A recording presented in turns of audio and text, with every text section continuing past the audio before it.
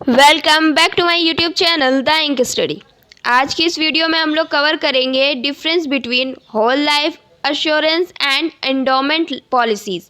ठीक है, इससे पिछली वीडियो में हम लोग ऑलरेडी कवर कर चुके हैं हमारा जो लाइफ इंश्योरेंस था और उसके टाइप्स। अब उसके टाइप्स के डिफरेंस को हम लोग यहाँ पे कवर करेंगे। चलिए स्टार्ट करते हैं।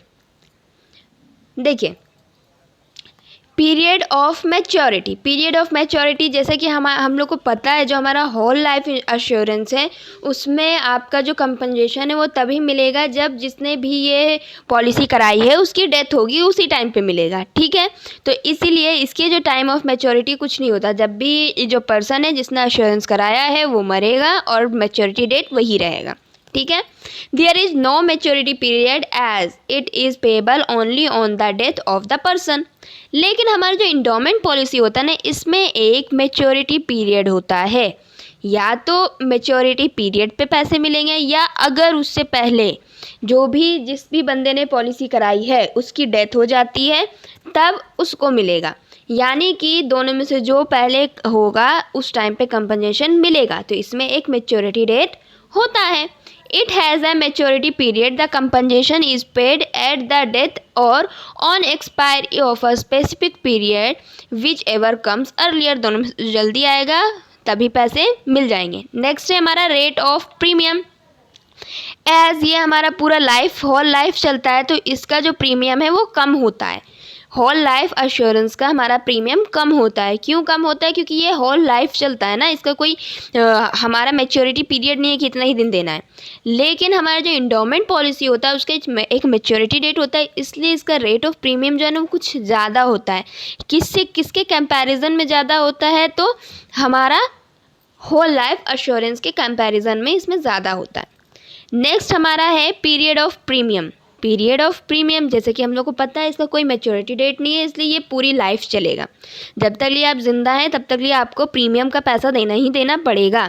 लेकिन हमारे इंडोमेंट पॉलिसीज़ जो होती है उसका एक मैच्योरिटी डेट होता है, इसलिए एक फिक्स पीरियड के लिए आपको प्रीमियम देना है, उसके बाद प्रीमियम नहीं देना है। नेक्स्ट हमारा आता है नेचर ऑफ पॉलिसी। जैसा कि हम लोग जानते हैं कि होल लाइफ एश्योरेंस में हमें पैसे कम मिल रहे हैं जब जो भी इंश्योरेंस करा रहा है उसकी डेथ हो जा रही है।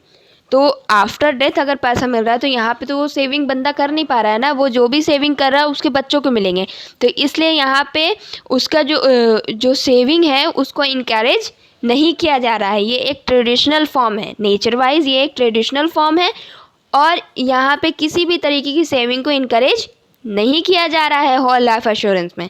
लेकिन हमारा इंडोमेंट पॉलिसी जो है ये एक मॉडर्न टाइप का है। क्यों? क्योंकि इसमें जब आपका ओल्ड एज होगा तब आपको पैसे मिल सकते हैं ना, अगर बाई चांस आपका डेथ नहीं होता है, और अगर डेथ होता है तो वो आपके बच्चों को मिल जाएंगे। तो इसलिए ये एक मॉडर्न फॉर्म है और इसमें जो है सेविंग्स को बूस्ट किया जा रहा है कि आप पैसे बचाइए तो आपके बुढ़ापे का सहारा बनेंगे। It is modern form of policy and it boost up saving to get financial support at old age. ठीक है, नेक्स्ट हमारा आता है पेमेंट क्या आता है? होल लाइफ एश्योरेंस में क्या होता है? The sum assured is paid always to the legal heirs और to nominee after the death of तो आपका जो लीगल एश्योर्ड रहेगा उसको पैसे मिल जाएंगे after the death of the person जिसने भी पॉलिसी कराई है। अगर उसकी डेथ हो जाती है तो आपको पैसे यानी कि जो कंपनसेशन है वो मिलेगा। किसको मिलेगा?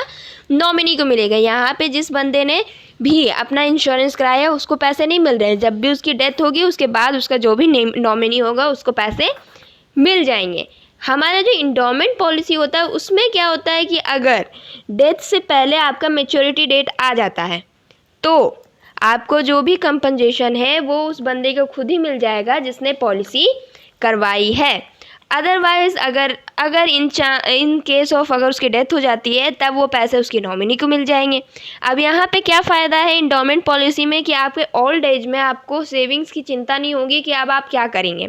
इसमें आपको सेविंग्स मिलेंगे आपके ओल्ड एज में। अगर आपकी डेथ नहीं होती है और मैच्योरिटी डेट आ जाती है तो आपको वो बुढ़ापा कहते हैं ना, एक बुढ़ापा का सहारा, तो वो आपको मिल जाएगा। यहाँ पे एक टर्म मैंने यूज़ किया नॉमिनी।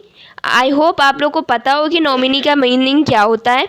नॉमिनी वो बंदा होता है जिसको लीगल तौर पे खड़ा किया जाता है कि अगर मुझे कुछ हो जाता है, जिसने भी करवाया है पॉलिसी, अगर वो कहता है अगर मुझे कुछ हो जाता है तो मेरा जितना भी कंपनसेशन होगा वो इस बंदे को दे देना, चाहे वो एक्स हो वाई हो, एक्स को दे देना। तो ये जो एक्स है वही हमारा नॉमिनी कहलाएगा, क्योंकि वो उस सारे कंपनसेशन का हकदार होगा। सो आई होप आपको ये वीडियो समझ में आई होगी।